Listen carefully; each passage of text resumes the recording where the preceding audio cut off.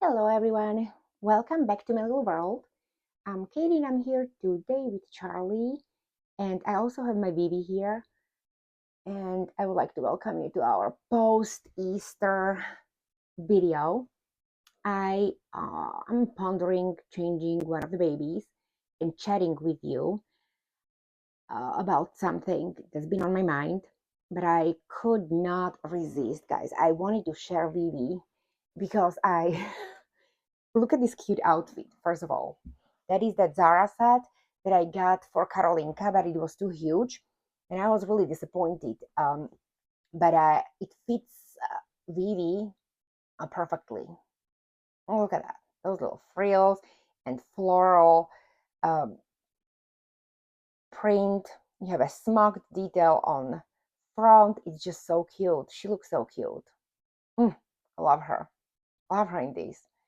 And I put little ponytails on her. Now, I can't even, guys. I love this sculpt so much. This is absolutely unexpected how much I am having fun with this baby because I thought that I was really into newborns, and I have been into newborns. Um, I feel like my preferences and fun has been shifting throughout the years. At first, I loved awake babies. I liked them bigger. I remember having so much fun with my Caroline, which was Elise by Cassie Brace. And I loved that doll. She was chunky and she was 3 to 6 months. And it was just so much fun dressing her. And then I got my Esme. She was awake too, Esme by Laura Eagles. She was a newborn size, but I was just bonding with all of these awake babies better. I could not bond with sleepers for the longest time. And then the whole preferences, I don't know, it just shifted. And I went through all these stages from bigger awake babies to sleeping babies, um, to my most preferred size being newborn. It's just strange. It's just strange. I've been thinking about it. I'm like, if I would have to, if someone asked me to define my precise taste, I can't even tell you because I feel like we get bored after a certain period of time and we start craving not only new faces but different sizes. And I'm loving her. And it doesn't absolutely bother me that she's asleep. I'm having fun with this baby. She's so easy to pose. I literally didn't pose her. I just plopped her into this little baby rocker that I have in my so-called nursery. And she looks so cute. So it doesn't really matter. She in any position, in any outfit, she's adorable. Anyways, guys, I wanted to chat about something about the sales. So I'm thinking that maybe I could change one of the babies. Let me get situated here and I will be right back. Okay, guys. So I decided to go against my original plan to film in my office, and I moved everything to kitchen. I don't know, you know how that goes with light. But anyways, I will have to work with what I have right now. It's late afternoon. But I have Emmy here because I wanted to change her into something here. And I know the Easter's over, but I've been eyeing, I was so excited about this outfit actually. And I ordered it over 7 weeks ago. I've been wanting this outfit for 2 seasons already. This was the second year that I really wanted it. But I was hesitant, and then the Easter passed last year, and I'm like, okay, whatever. But then I found it from this lady that I follow on Instagram. She has real babies, and she was selling this, and I'm like, oh my gosh, this is perfect. I'm going to get it for Emmy. And I paid immediately, and it took her over 5 weeks to ship. I'm not even kidding you guys. She was just, I felt like at one point, oh my gosh, is she going to ship, or is this a scam, or what's happening? Because I paid her friends and family. I wanted to be, understanding and everything. Let's help each other out. And then it took her forever to ship. So I was a little bit nervous, but it came. Of course, it came last Friday. And I was busy, guys. I was preparing the house, I was getting groceries ready and everything because we had company on Easter, so I didn't have the time. But anyways, I'm still going to put it on her just because I don't care that it's not Easter anymore. It's still spring. Plus, who doesn't like bunnies? I put bunny stuff on my babies all year round. So it's this romper, guys. It has frills and it has little bunny rabbit, little fluffy tail, and so that's the romper. And I'm going to put this little bunny rabbit head on her as well. And check out these ears. They have a little like fluffy stuff on inside of the ears, so I think she's going to look so cute. And she's all pink. She's my baby bunny, and she will look even pinker. So let's try that. And I have my water here ready because I want to talk to you about something, ladies and gents. So this is my lemon and strawberries water. This is just fresh water, and I chop some lemons and strawberries in it with ice, and this is what I've been drinking for the past year, and I'm still completely obsessed with this. Excuse me, let me have a sip. But yeah, I have some news, guys. I listed 2 of my dolls last week. They sold. My full-bodied silicone boy that I literally just opened a couple of weeks ago, and then my Gracie May, my prototype Gracie May by Veronica. She found a new home as well. So that kind of prompted me, because I've seen that a lot of people put the babies up for sale for various reasons, and I've been talking about this with a couple of friends who posted some of their dolls for sale as well, and they were really undone about it. And they asked me how I deal with sales, because I'm not really like undone when I'm selling my dolls, and I don't know how to put this so it wouldn't sound funky. It's not that I don't love my dolls or anything, and yes, I still feel like selling the dolls is pain in the neck because a lot of scammers out there, and dealing with people, and a lot of times people will promise to buy the doll, and then you hold the doll, and then the payments, they change their minds, or payments they don't go through, or if you have a baby sold or layaway, they are not keeping up with the terms. You have to chase your money. It's just, I don't know, I don't like that. So obviously there is that factor that I just don't like about selling. But I kind of like the selling in the aspect that when I sell the doll, I feel so good. And I know how this sounds. Like, I never feel heartbroken. I don't know why. But the second I start thinking about selling the doll, I think it's a done deal with me. I will list the doll sooner or later. So I just learned, because some ladies say if you're not interacting with your baby, or you don't know if you're going to be selling, or if you should sell the baby, wrap the baby up and put it away to see how you feel, which is the truth in some cases. And for a lot of ladies, it works, this technique. For me, not so much. If I'm already having doubts about my doll, and I'm not interacting with the doll, in a sense, I'm not a role player, guys. So when I say I'm not interacting, I'm not referring to me just doing, carrying the baby around or whatnot.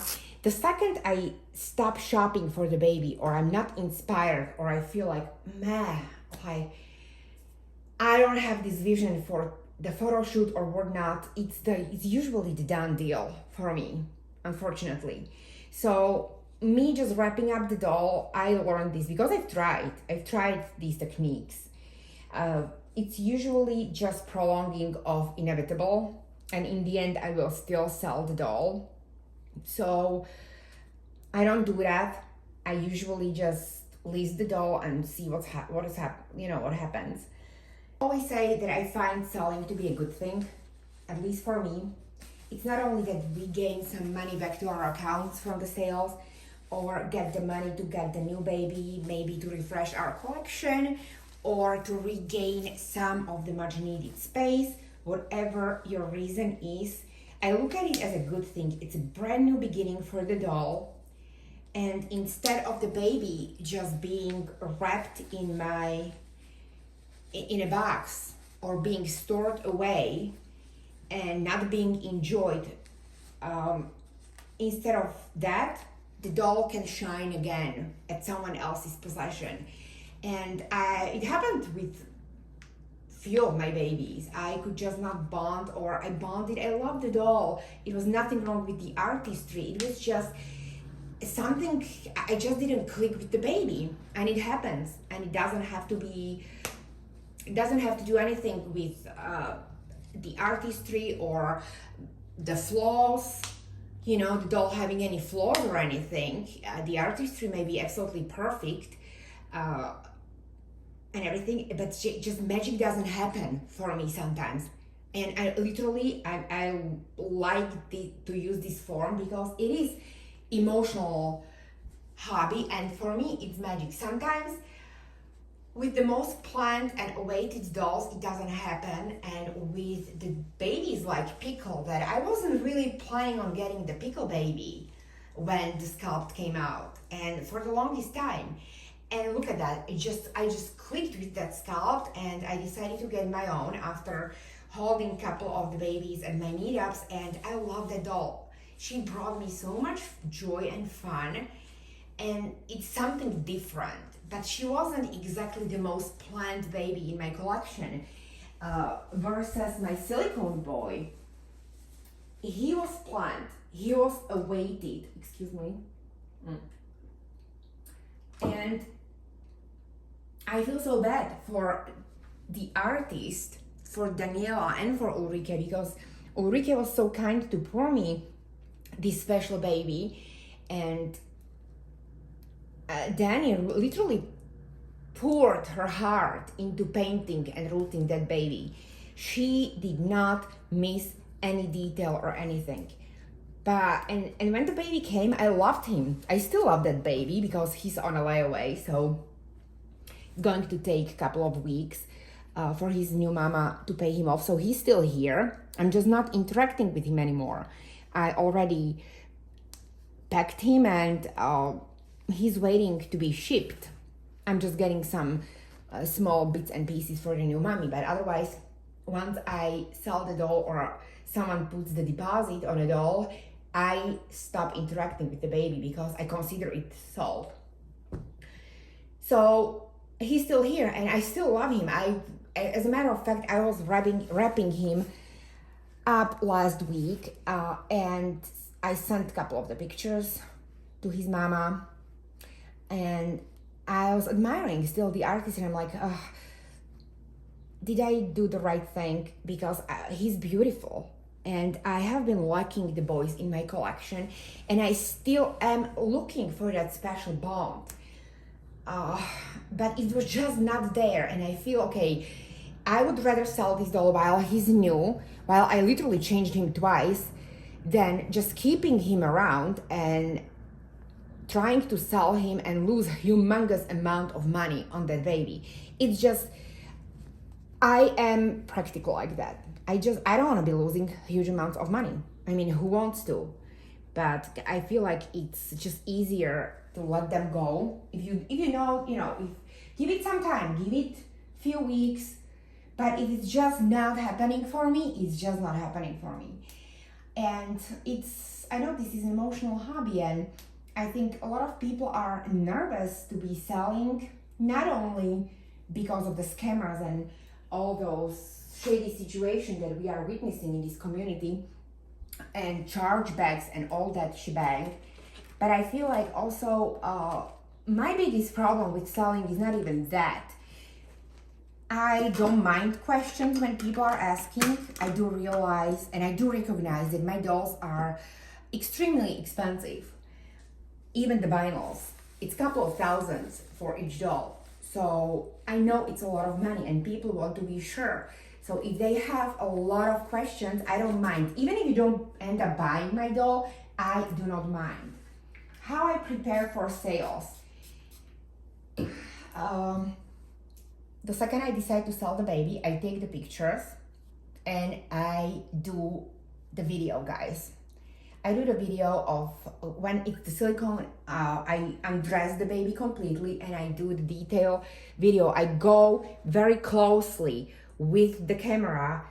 I basically focus on the baby as a whole, but also stress points, to show that the baby doesn't have any kind of tears or any damage or anything. So I have this video prepared before I even list the doll, and it's just easier. I prepare the whole description when I describe the baby, who the artist is, what kind of addition, what kind of features the doll has, all that. So I have this prepared. I have the natural daylight pictures prepared. I have a couple of the pictures with cute outfits, or I just send them the link to my Instagram and they can go browse, which I do anyways because I use it as one part of my so-called doll collector's portfolio. It's just easier to see that for my buyers to see, okay, this is a serious person. She has a good standing in this community. She has been around for a decade. She has these dolls in her possession. I also prepare myself a list of references that I contact the references, the ladies that I have as my reference or recommendations or whatever you want to call it. I let them know, okay, I'm selling the doll. Is it okay still to use your name for the possible buyer to contact you if they want, so you can kind of confirm if it's someone new. Usually it doesn't. Usually I don't need them, but I had the one lady, she was a newer collector, so I provided my reference and everything. So I get all that ready before I list the baby, so I don't have to be stressing, okay? Because if you're selling the cute doll, you will be getting a lot of inquiries. And not all of these inquiries, they are equally patient or they're equally good in communication. So get it all ready. The second someone inquires, I send them, I copy and paste the whole text with description of the doll, basic pictures of the doll, and then I kind of navigate them towards my social media. If the lady says, yes, I'm interested after seeing the price and all, the terms and terms of the sale and all that, once they say, yes, we're still interested, I will send them the watermarked video, the close-ups, all the details, all that. I do not provide it immediately because if I don't know you as a buyer, I'm not gonna give you all the details of the doll because we don't know who is the scammer out there. But once you see, okay, this is a serious buyer, I'm going to give you all the details. I even FaceTime with one of the buyers, with the silicone buyer. She FaceTimed me, not because she didn't believe that I was a legit seller. She just wanted to see the doll on camera directly in live. So I FaceTime with her, absolutely not a problem. Once again, it's a lot of money. And you as a seller, if you're selling the doll, you shouldn't have the problem to answer people's questions. So I get all of this ready and that's how I roll. So once you see me posting the baby, there is the whole process of preparation. I don't like to do this with her, but I don't want to stretch that neck.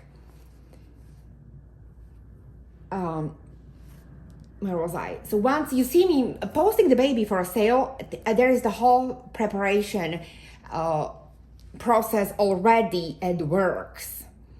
And it's just easier, guys, especially if you're busy. Let's say you have full-time job, or you're busy with whatever, your personal life, you have kids, you have job, you have other hobbies, you don't want to be like typing everything over and over and over again. So it's just easier, at least it works for me, to have everything ready and just to provide for your buyers. Also, if I have someone I don't know, I have no problem asking for references. And I feel like it should be the standard procedure also for buyers to have some reference. And not only the buyers' references saying, oh, I bought this one doll from this group 2 years ago. That's not the reference. I mean, someone recent should be able, either the fellow collector who sold the doll to you, or the artist, if you, in a case you bought the baby from the, one of your dolls or a couple of your dolls from the artist. Like, it's always nice to have references ready, guys. It doesn't matter if you're buyer or the seller. So anyways, where was I? I was talking about how, you know, if you get everything ready before you start selling, or you start the sale, or you activate the sale or whatnot, it will just be smoother. You will not be so stressed out. You will not be emotional, always typing and retyping to various people. And then you lose track, okay, who did I talk to, or what were they asking? If your doll manages to get a lot of traffic and attention, be prepared to have multiple people inquiring. And have your references ready. As I said, when I decide to list the baby for sale, I get everything ready, and my list of references and the people who are on it as well. I contact those people. If it's like my best friends and other collectors, like I use Laura because Laura bought 2 babies from me, and I don't have to be asking her with every sale, Laura, is that okay if people contact you? She's like, oh, of course, Katie, like she has no problem with that. But I also use the artists like Ellie Davis, who bought my prototype Sebi by Veronica. Obviously, I'm not all that close with her. I don't talk to Ellie like nonstop, so I always let her know, okay, Ellie, is that still okay? Because she told me anytime, but that was like 2 years ago. I don't want to extend my invite, as they say, so I always make sure, okay, is it still okay for my potential buyers to come and contact you? And she said, he's of course keeping, not a problem. Then I have Laura Eagles, who I think is one of my strongest references. I don't know how to tell it. I always message, I'm asking her. It's just a polite thing to do, even if it's your friends. Well, Laura knows that kind of comes with territory, because obviously she has one of my best dolls. She has my Danielle, and she also has my Evie prototype by Alicia Rodriguez. So she knows, and she's fine with that, which I'm eternally grateful. Thanks, babe.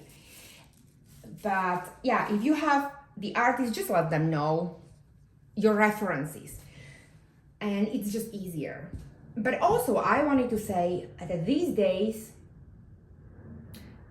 I feel like it should be the common practice for buyers to have some legit references as well. Like, if you know the buyer, if it's the friend of yours or the follower that you know, and these people are for real and they're not shady, they don't have any funky history in this community, they're like easy breezy to deal with. Obviously, you're not going to be asking references from these people. But we have a lot of newcomers, and I want these newcomers to know, ladies or gents, if you're watching, if any one of you who is watching are newer collectors, please do not feel bad if the seller asks for references as well. Don't take it personally, guys. It's nothing personal. It's just people are trying to protect themselves these days, because we do have a lot of problems. We have been having a lot of problems within this community, especially since pandemic. I feel like scammers, not only impersonators and, Cameroon scammers. I'm not talking about those. I'm talking about people a lot of time domestic or from US, UK, we had some serious cases. Those are one doll that was lost was over $12,000, guys. That's a lot of money to lose. So especially if you are inquiring about the doll that's up there with the price, it's nothing personal. Don't get scared or nervous or stressed out if the seller asks you for references. And it doesn't matter if it's the artist or collector, it's just people are trying to protect themselves. And as much as you don't want to lose a lot of money, the other side doesn't want to lose that money as well. So I feel like it's okay. You don't get nervous, just have someone who will vouch for you. And I know it's hard when you're new in a community. It's really, really hard. So I don't know. I don't have advice for that. If you're a newcomer and you would really like to buy the silicone doll that it's up there with the price, it's kind of hard because I'm nervous. I had the lady who inquired and she had absolutely no history within this community. This was a $6,300 doll that I was selling. That's over $6,000 plus the shipping, plus this and that. I literally was relieved when the lady who bought my baby actually inquired because I know her. I know that she had even the dolls by Veronica. She's really sweet. She's domestic. I know her. So I gave her priority in this sale before the newcomer. And I don't want, I felt bad on one hand, but I didn't know this person. And I'm so sorry, but if I don't know you, I get wary. If you don't have any references and if you don't have any history within this community, usually people who just started collecting are not ready to drop almost $7,000 for a doll. Let's just be honest. Not a lot of people whatsoever, like in a whole community, and even if you're seasoned collectors, you're not ready to drop the money that easily. So if someone comes out of nowhere and nobody knows this person, there's nothing on your profile, just some generic post for the past like 5 days, I'm just not going to even respond to you because I feel like, okay, this is not a safe transaction. So that's one thing. But I feel like if you're an honest person, you should have no issues with first responding to your buyers, sending the videos, or even going on FaceTime. I know, guys, listen, ladies. One of the ladies who wanted to see the doll, she wanted to call. She's like, okay, could we FaceTime? And it was early morning. I was in my pajamas, okay? I'm not any spring chick. I'm not in my 20s. So, in the morning, we get poofy, perimenopause. It's a real thing. I look funky. And I'm like, okay, let's just do this. So I went on FaceTime and she was in her pajamas too. So in the end, we ended up laughing. It was a funny moment. But I have no problems, okay? If I'm a serious buyer and I'm very serious about my sales as well. I have over 6,000 transactions within this community with my clothing sales included. Obviously not 6,000 dolls. But with my sales account on Instagram, over 6,000. And I have not had problems with any of my sales. I never scammed anyone. What you see is what you get, not only with the dolls, with the clothes as well. So, so I have no problems with that. And I feel like sellers shouldn't be bothered. I think if you get ready and if you get your pictures prepared, your presentation, your security video, your detail video, in a case, I do it with vinyls. Usually people ask it with the silicones more, but I do the video with the vinyl as well, like doll completely undressed, so I could show the body, the stuffing, the movement. It doesn't matter, vinyl or silicone. I just have it ready, and it's just easier than not having these things ready, and then someone messages you and you feel, okay, this is a serious buyer, but I will not be home up until tonight, so I will send it tomorrow, or I'm out of town and I can't send it. These kind of things are kind of deterring to serious collectors or buyers. Plus, don't forget, there are a lot of beautiful dolls out on the market, so you want to grab that opportunity. If you have a serious buyer, you better be ready, guys. You better be ready. You better get your videos and everything ready. And even if I'm stuck in the traffic or I'm at work, I can send the video immediately and I will let them know, listen, this is the video, this is the baby, I'm sending it right now, I have it already. You have a couple of hours, or you have let me know within like 24 hours or whatever. If you have a lot of interest on a doll, you can even tell your buyer, let me know please as soon as possible.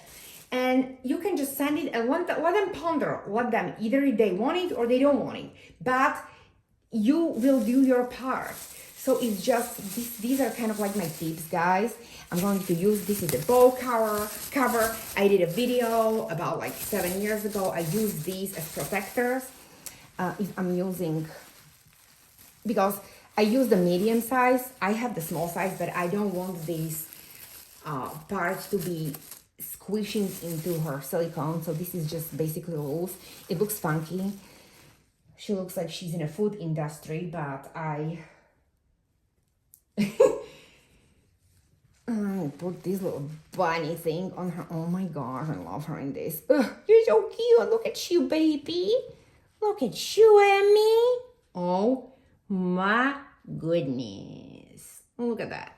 Look at that. Ooh, I love her. And let me put the pom-pom on. I may change her socks. I think it looks cute. Maybe it's too much, but you know what? Sometimes you just have to be extra. Like, there's nothing wrong if you are having fun. I have other socks that I could put on her, little bunny ones, but I just don't want to go because then I will lose the thread of my thoughts. And yeah, so that's just one of the tips that I have. And then I wanted to talk about a little bit about friends and family versus goods and services.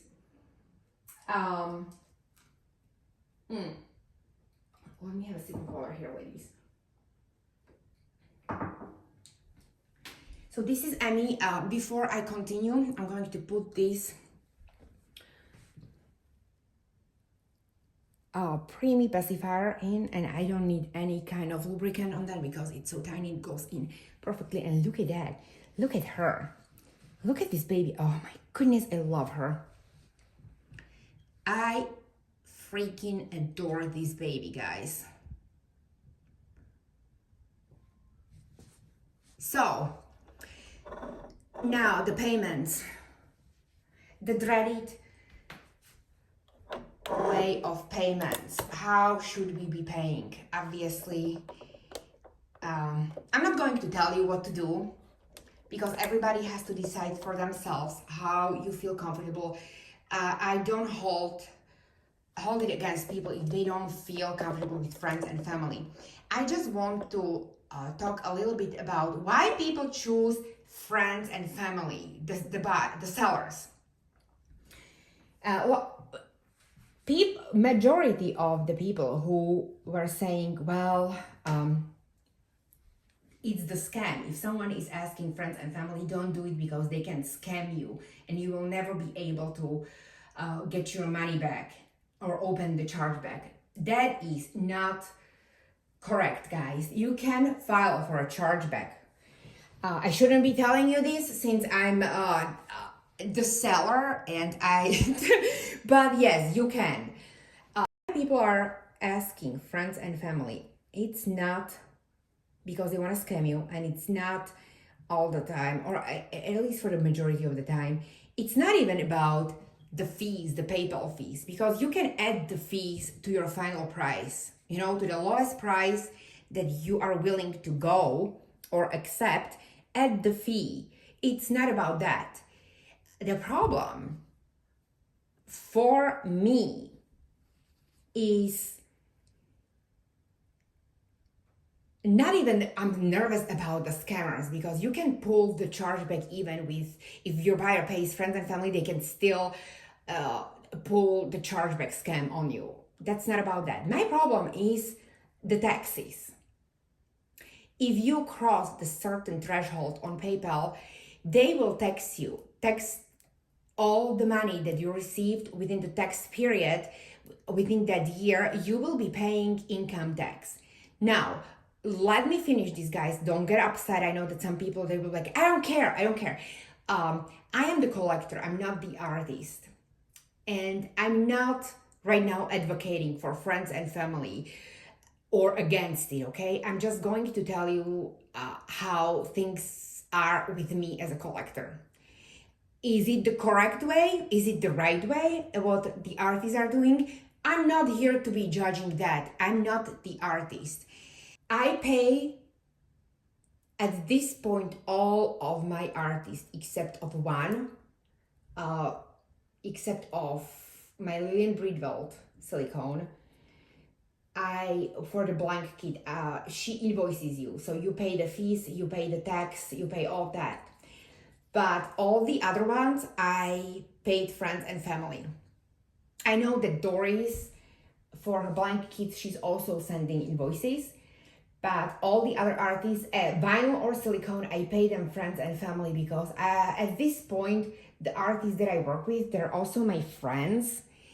But even when they were not friends, they asked me to do that. And is it okay or is it not? I'm not going to touch up on that, because it's up to each one of you how safe you feel. Okay, it's objective. If you don't feel safe, I'm not here to judge you, because I can see your point. It's a lot of money, guys. I know it's a lot of money to use.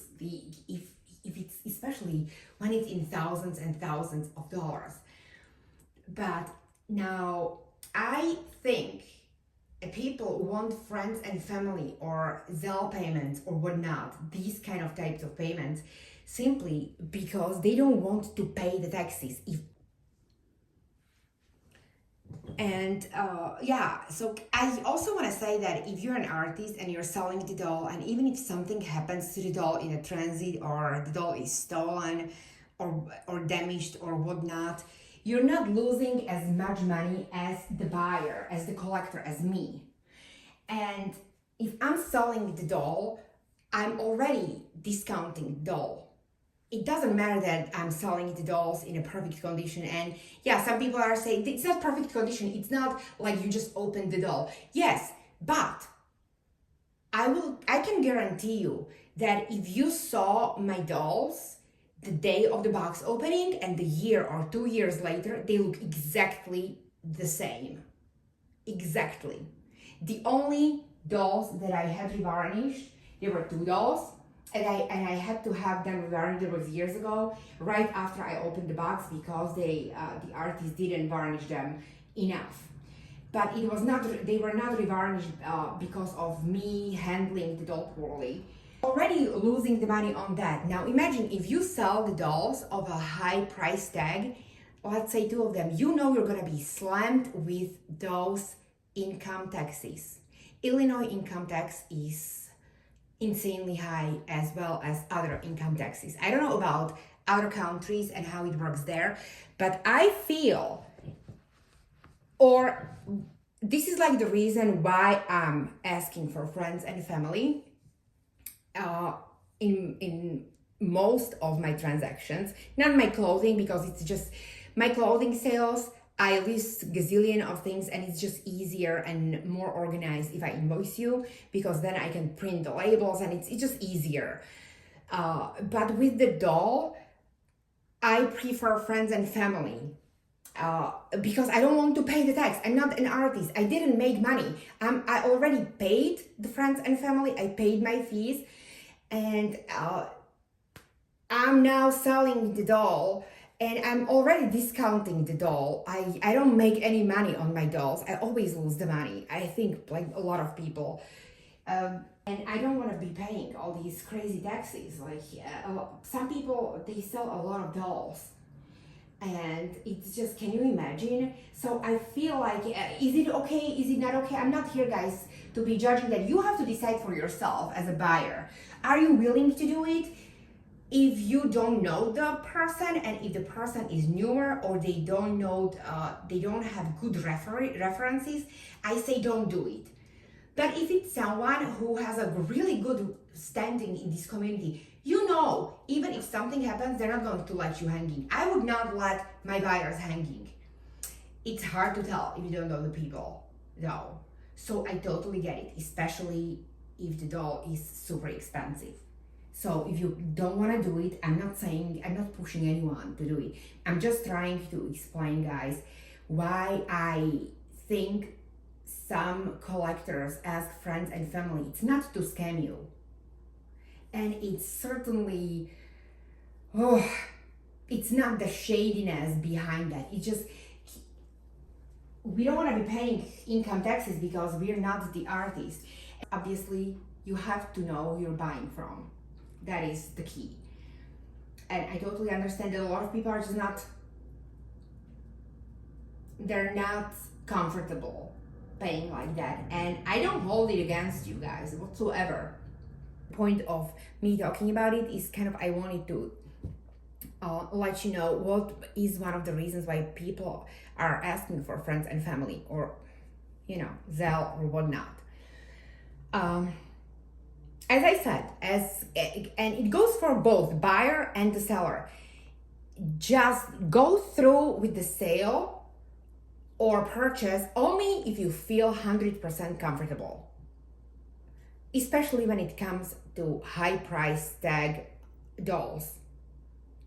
Because usually if something feels off, that's your intuition there kicking in. I will tell you about one of the sales, guys. No, I'm going to make it another episode because I have the problematic sales or bumps on the road episode. It's going to be later on this week. I'll try to do it tomorrow, talk about it. And also the trades, how I feel about trading and not trading and all that stuff. But yeah, this would be like the episode 1 when it comes to buying and selling. I hope it answered some of the questions the lady had been asking me. If you have any questions or opinions, I'm always open to a normal, polite dialogue, guys. Even if you don't agree with me, you don't have to agree with me. Obviously, everybody has the right to have their own opinions and feelings about this, especially because not only this is emotional hobby, this is super uber expensive hobby when we're buying and selling these dolls. And there's a lot of money, there are huge amounts of money just fluctuating in this community. So as much as people are trying to pretend, okay, this is just a sweet little hobby, $1, blah, blah, blah. No, this is a hardcore business, guys. This is a hardcore business. And you have to protect yourself as a seller and as a buyer. So this was the episode 1. If you have any opinions or something to add, please don't hesitate to do it down below in my comments. Just do it politely, guys, and I will be back. If you have any questions, let me know. I will try to answer them in the next episode of this series. And here is Emmy looking all cute and pink and bunny-ish. Yeah. Anyways, guys, I hope you enjoyed, and I will see you in our next video. Thank you for being here and have a fabulous rest of your day. Bye.